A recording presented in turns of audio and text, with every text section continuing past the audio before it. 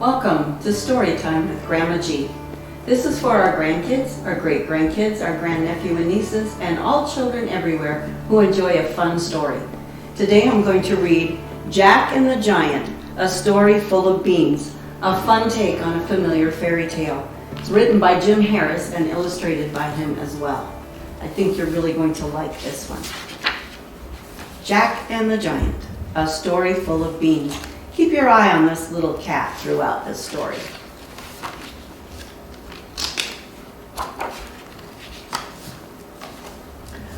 Once there was a young cowpoke named Jack who lived with his ma, Annie Okie Dokie, on a dusty little desert ranch. A no-good giant had stolen all the cattle off their ranch, the bar none. All they had left was an old milk cow named Fred. A cow named Fred? One night, as they ate their supper, Annie said, "Jack, we're fresh out of food and money. You'll have to take Fred to town tomorrow and sell her." The cat is saying, "This is going to need a lot of ketchup." Can you see what they're eating? An old boot. I guess they're pretty hungry. The next morning, Jack and Fred hit the trail just as the sun cleared Bad Luck Butte. Along the way, Jack met a peddler with a creaky old wagon. "Howdy, stranger," the peddler said. "That's some cow you got there. Want to sell her?" "Sure," Jack answered. "I'm on my way to the market right now." "Why not sell her to me and save yourself a long trip into town?" the man asked. "I'll give you this bag of magic beans and this great tasting gum."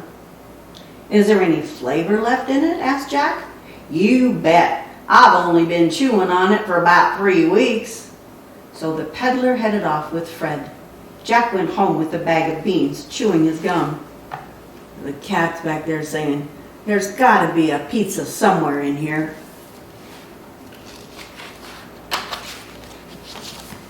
When Jack showed the beans to his ma, she was furious. "Oh, Jack," she cried, "your first cattle drive and you lose the whole herd." And she chucked the beans out the window. The rabbit's getting hit with the beans and he's saying, "You'll be hearing from my attorney." Oh my goodness, look at that rickety bed Jack's laying in. When Jack woke up the next morning, a leaf the size of a hay wagon was poking through his window. A huge beanstalk had grown up right beside the house. Quick as a wink, Jack pulled on his boots and his Stetson hat and started climbing up the stalk. Jack climbed and climbed until he was eye to eye with elf owls and Harris hawks and even a desert thunderstorm. At last, he poked his head through a cloud. To his surprise, there in the clouds was a cow munching on the grass. Off in the distance, Jack saw an adobe castle. By now, his stomach was growling like an old grizzly, so he headed straight for the castle, hoping for some real grub. It says, "Giant's Secret Hideout. Welcome, free pizza, all you can eat." That's what the cat thinks it says, but it really says, "Warning, kept out.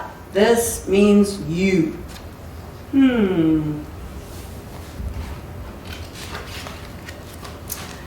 He walked up to the castle and knocked on the door. A cook as big as a windmill answered. "You look like you might be hungry," he said, friendly as could be. "Come on in and I'll fix you some lunch." The cat says, "I hope they have giant mice. I'm starved." "That would sure be nice if you think nobody would mind," Jack answered. "Oh no," laughed the cook. "The giant just loves to have people for lunch." Giant? Jack thought.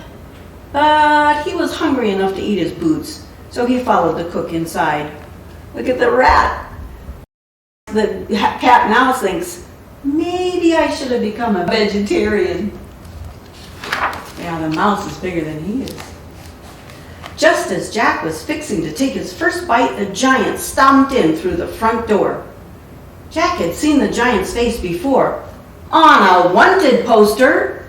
He was Wild Bill Hiccup, the famous cattle rustler, and he was ugly enough to peel the paint off a picket fence.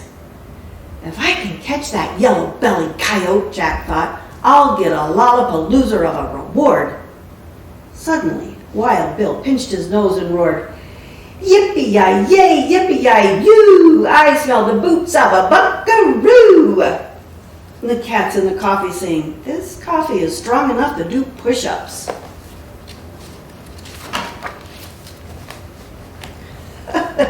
Giant dills. "But I've already had a bath this month," the cat is saying. "Quick," whispered the cook to Jack. "Hide, or he'll make a sandwich out of you." And he dropped Jack into a jar of pickles. The giant looked everywhere for Jack. Finally, he gave up, sat down at the table, and started wolfing down his supper. While the giant was eating, the cook brought in an old, raggedy trunk and set it on the table. The giant pulled out a lasso, a banjo, and a furry buffalo. Odd things to have in a trunk. He took the lasso and looped it over some French fries. Pop, fizzle, bang! "I'll be horn-squiggled," Jack gasped. The lasso had turned the fries to gold. The giant bellowed, "Buffalo, buffalo, lay some gold, some great big chunks that I can hold." Soon, mounds of solid gold buffalo chips piled up on the table. "Golden French fries, great idea," thinks the mouse.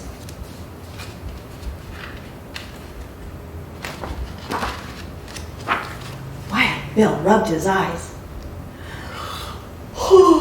"Banjo," he yawned.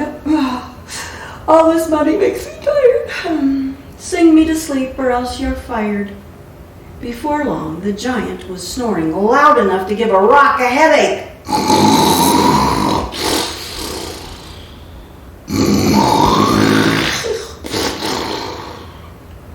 Jack plucked up his courage and stepped out from behind a chocolate shake.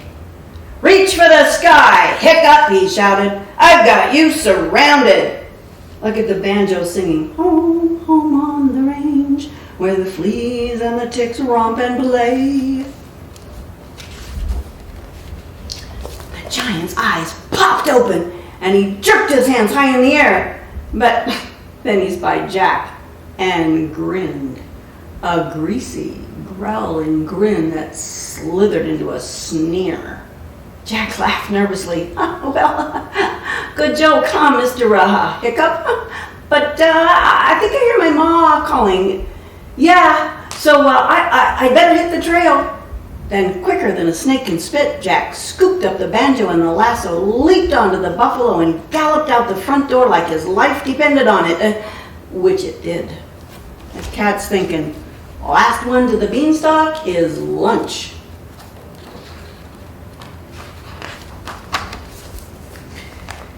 Now I know why fast food feels like. The giant let out a roar that shook the castle and shattered glass. "Thief! Thief!" he cried. Jack felt the clouds shake and quake as the giant pounded closer and closer. By the time he reached the beanstalk, Jack could smell Wild Bill's breath behind him. "You!"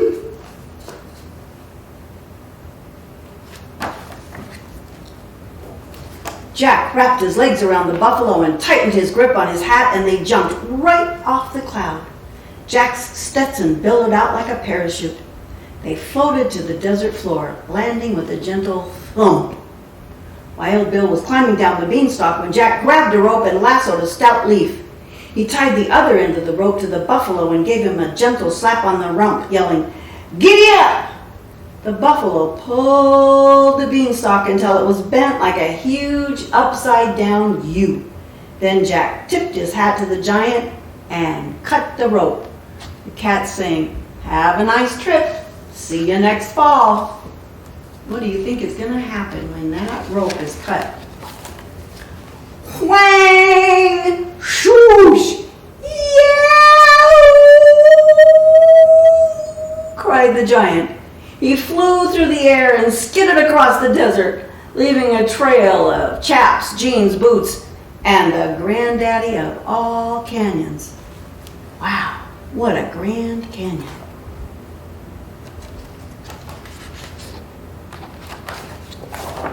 Jack showed his mama wonderful treasures. She was so happy she cried. Pretty soon the bar none was the biggest, fanciest spread west of the Mississippi. Jack bought back Fred, and they all lived as happily as a herd of javelinas in a patch of prickly pear, though sometimes Jack got a little carried away with the golden lasso. Free cat to a good home.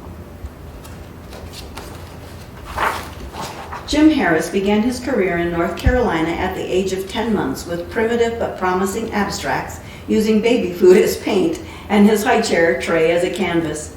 His work has appeared in numerous national magazines, at least as many as his parents left lying around open. Some magazines, such as Ranger Rick and Sesame Street, have actually printed his illustrations on purpose. Among Jim's honors and awards are a silver medal from the New York Society of Illustrators and an award for excellence from the prestigious Communication Arts magazine competition.